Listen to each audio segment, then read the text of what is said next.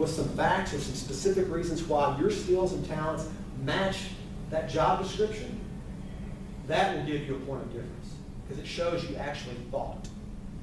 Most people offer me a generic cover letter, if any at all, that they're copying and pasting that's going to every company and they have no point of difference. In fact, I look down on that because they made no effort.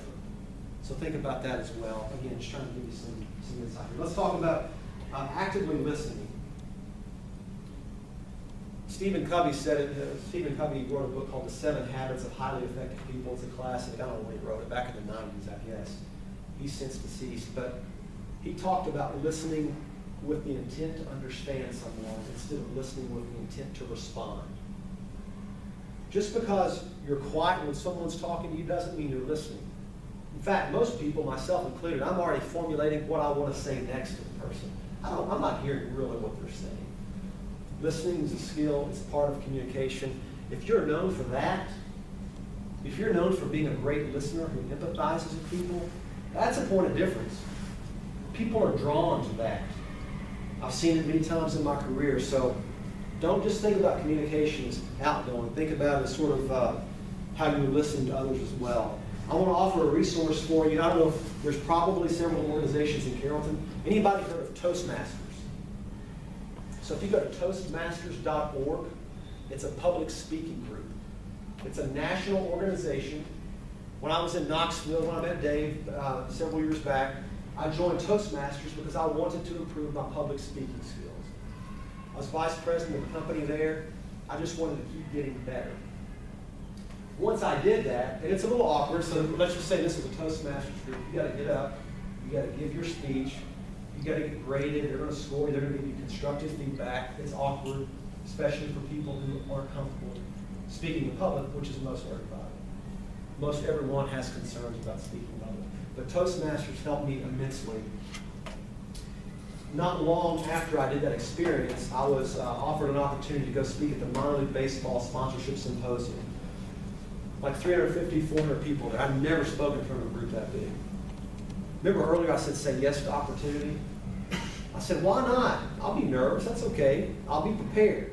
Preparation helps with nervousness. If you're prepared, your anxiety level is going to go down quite a bit. So I drove to Birmingham, spoke to that group. After it was over, lots of people coming up. I'll share 2 quick stories about that. One girl came up, she was a saleswoman for one of the minor league baseball teams. She said, John, for the first time, I get it. We talked about the sales process with her. She said, the first time I get it, thank you so much. I was able to offer some value to her. Had another guy come up, he was a general manager of a team, he offered me a job. All I did was speak for 30 minutes, job offer.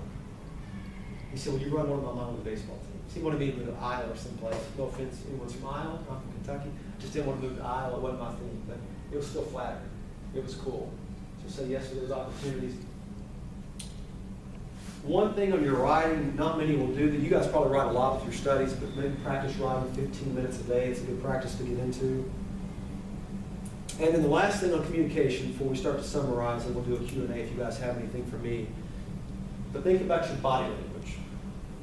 Your body language says a lot. I've read your body language in here tonight. I know who's interested and who isn't. It's easy. You don't have to tell me. I just know. That's okay. We all do it. I really coached my team. I had a team, he's an intern. The other day we were in a meeting, our CEO's in there, and he's sort of laying on the table, and he's got his arm like this. Afterwards, I'm not going to embarrass him. Afterwards, I say, listen, we're going to set up, we're going to be attentive, we're going to be ready to go. Simple stuff. Well, he wasn't thinking about it. He didn't have any bad intentions. Just his posture didn't say he was interested. And I wanted, since he's on my team, I want his posture to say he's interested in what's going on. So think about your body language, how others perceive you. It's huge. Any questions on communication before we start to wrap up here? We'll give you some good stuff before I go. Questions, comments, snide remarks? I'll take it. No? All right.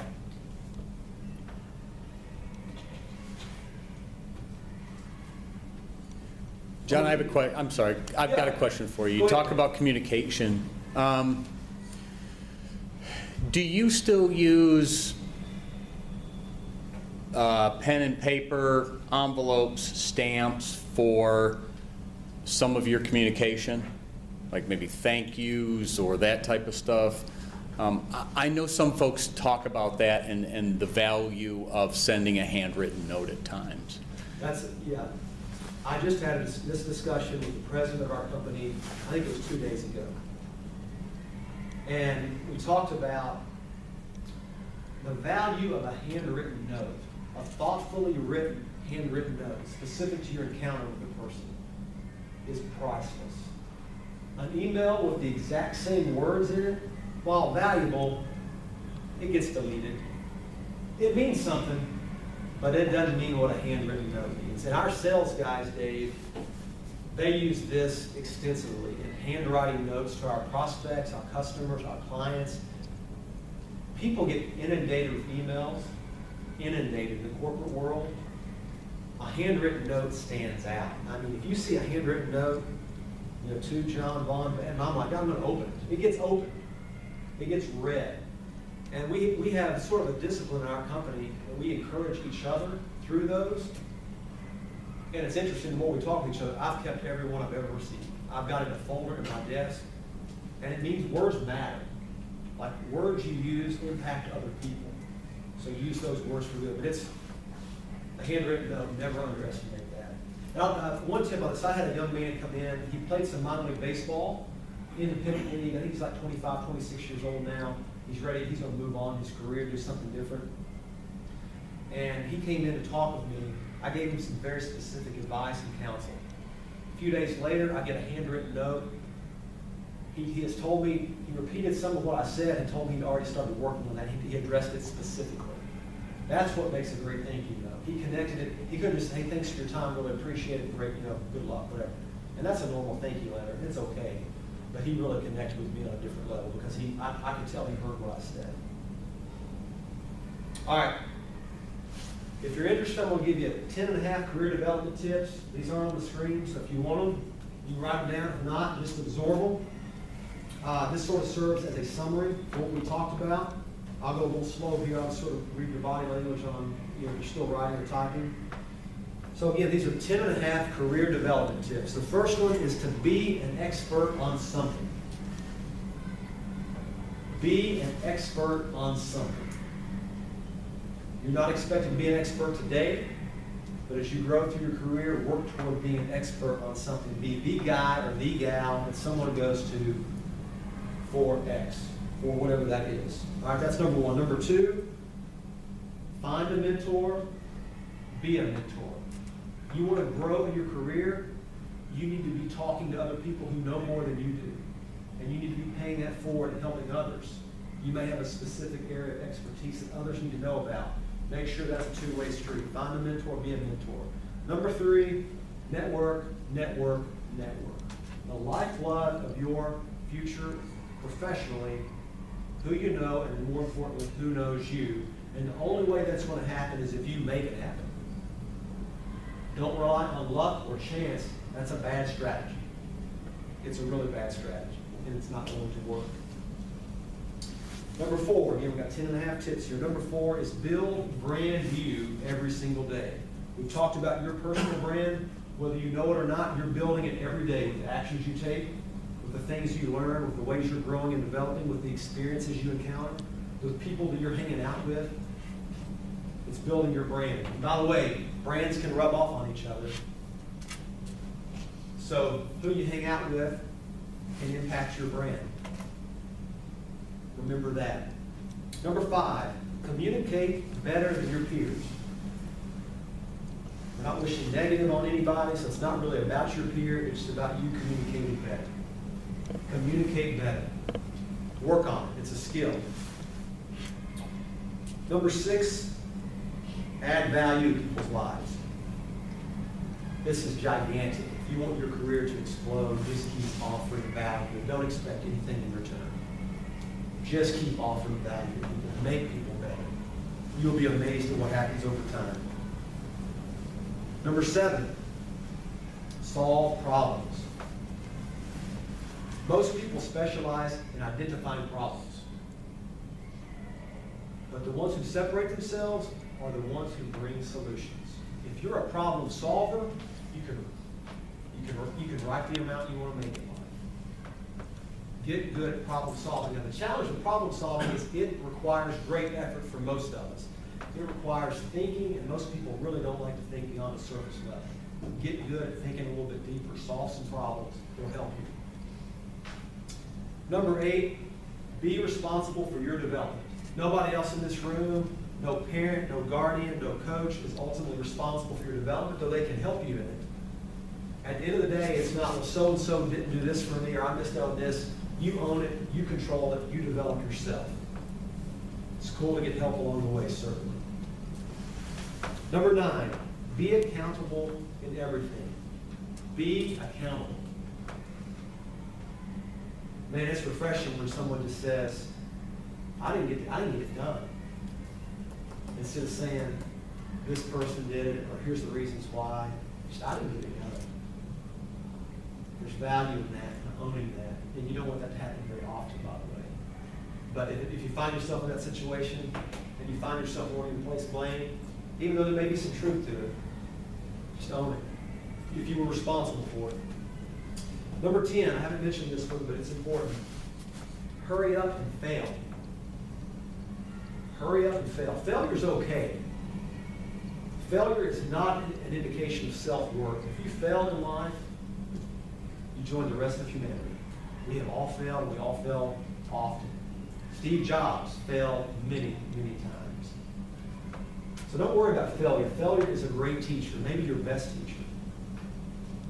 Learn from your experiences when you fail. Don't keep making the same mistakes over and over, but allow it to push you forward. And 10.5, last tip here, don't mess with happiness. Don't mess with happiness. Sometimes in life you're going to be presented with opportunities. Maybe you love what you're doing. There's a job over here, you can make some more money. It may be a good opportunity for you. Make sure to do that. But there's also going to be times when money's not everything, where you just want to be happy. There's a lot of miserable rich people, a lot of happy rich people.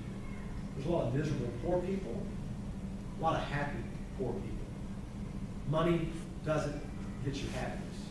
It helps to have enough, whatever enough is for you, but it doesn't get you happiness. Never confuse that. People far older than me think that, and it's just not true. It's just not true.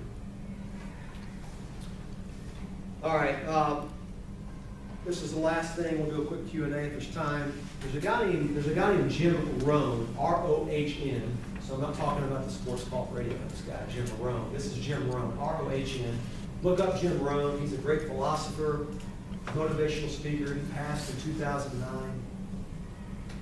He was brilliant, and just some of the things he says are so profound. We'll give you just a couple quotes, and I'm done. Here's a couple of things he said that really stick with me. I'm battling a cold. I'm sorry, my voice is cracking. He said, "Don't wish it was easier. Wish you were better." That's pretty direct.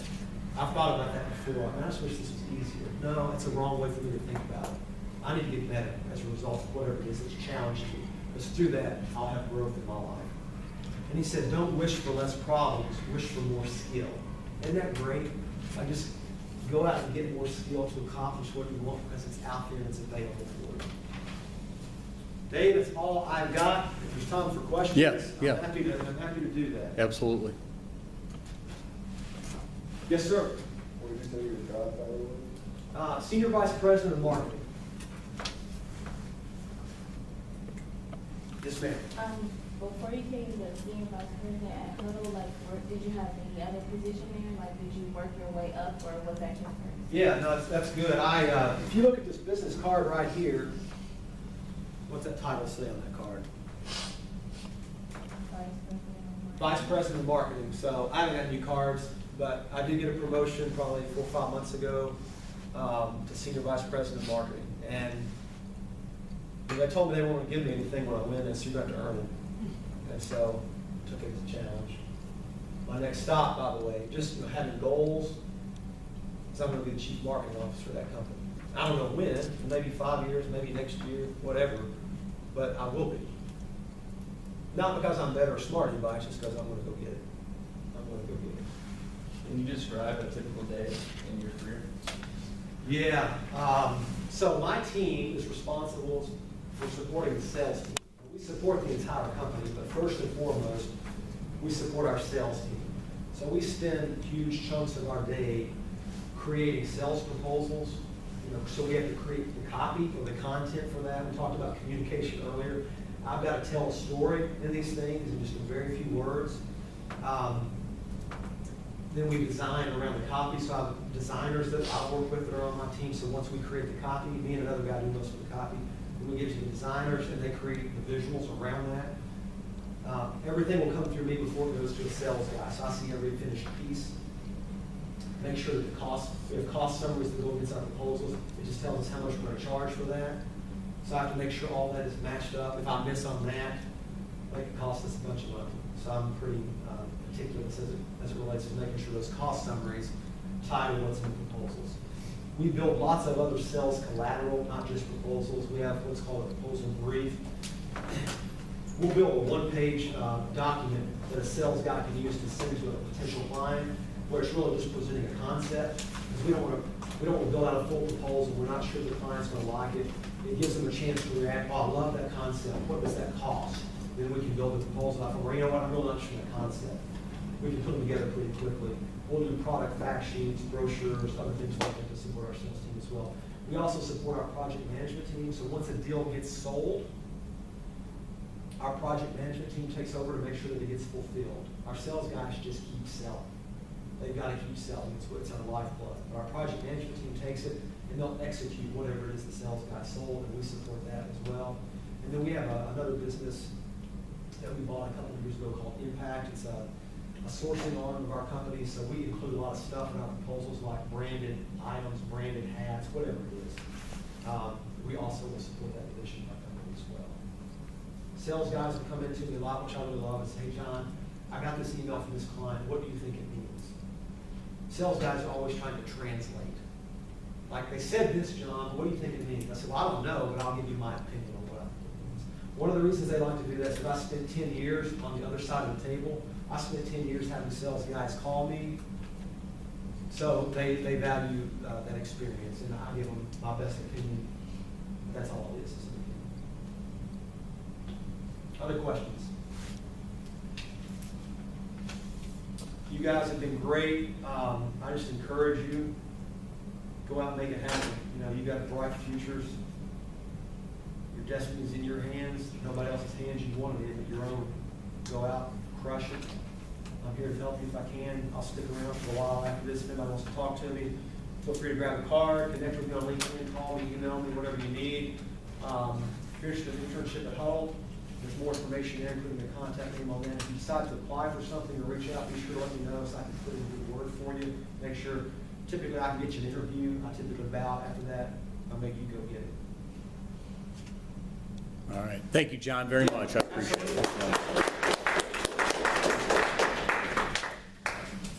All right, guys. I don't have anything left for this evening. Obviously, you're going to have your interview reports coming up due pretty soon, right? These reflection papers are coming up. Next week, I may have a change in the schedule because our original guest, I believe, had to move, but I may have another guest coming in, so don't get visions of no class next week yet. It may happen, but let me work through something first. But other than that, thank you so much. I encourage you, and I forgot to do this last week, but I encourage you on your way out to at least stop by, introduce yourself to our speakers, and just so that they can get to know you. You never know. Like John said, and actually when Jeff spoke with us last week, you never know when you may come around and circle around it and meet these people in a different circumstance. So it's always good to introduce yourself to folks. So thank you, guys. I